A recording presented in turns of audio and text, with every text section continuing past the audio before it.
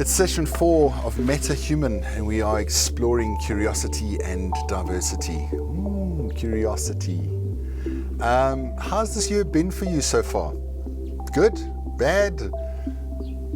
Great? A disaster? I'm curious. I love this word, curiosity.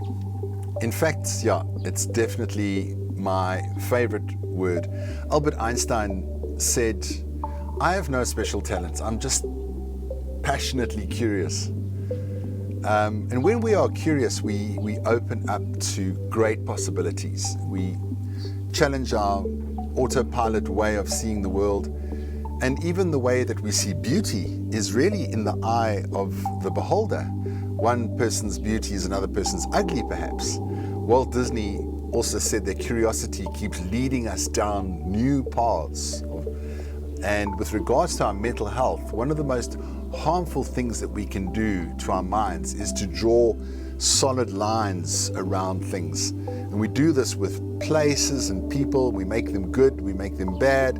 And most of the time we are just forced by our conditioning and upbringing to make these boundaries. Remember that cow example that we did? So what does this curiosity and diversity management look like? Well, what am I holding in my hand? Yes, it's a pen. And if you have a little puppy dog, what would they see this as? Not as a pen, it's a chew toy, something to chew. So are they wrong? Is the dog stupid because it can't see this as a pen? No, the dog sees this as a chew toy. So I can understand that the dog sees this as a chew toy. And often we get frustrated with each other as we struggle with the fact that other people don't see the world as we do. And we all know that culturally and globally, the way that a group of similar people see things is influenced by their conditioning. But like the dog example, that doesn't make them stupid or ignorant. Even that person who you may be regularly interacting with, who you might find irritating, could look completely different to somebody else in the same office. We draw lines around them, and then we try to influence other people to see them in the way that we do, and then get surprised when they don't with slander or gossip or whatever. But when these people that we don't like or that irritate us go home, they are greeted by their partner or their children who love them very much and are happy to see them. Mommy, mommy, daddy, daddy.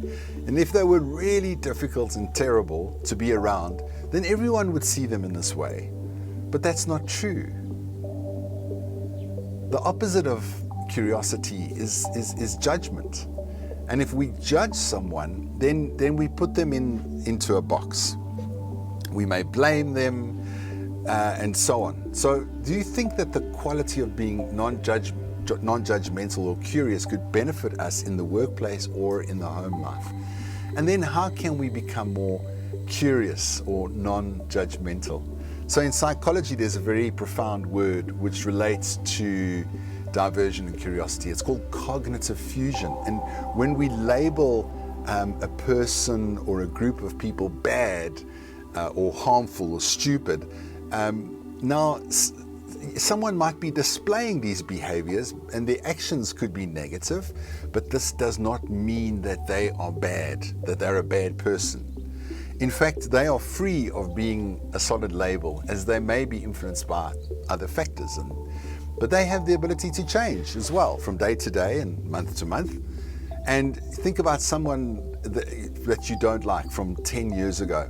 And perhaps if you got to know them now, you'd like them because they've changed. We all change. In fact, every cell in our body is being replaced, and we're a completely new person every 7 years because all the cells have been replaced. So think about that. Is it so beneficial to be curious about all these labels and to also not judge ourselves as being bad for thinking in judgmental ways? Even your own concept of you might be completely different of somebody else's concept of you or understanding of you.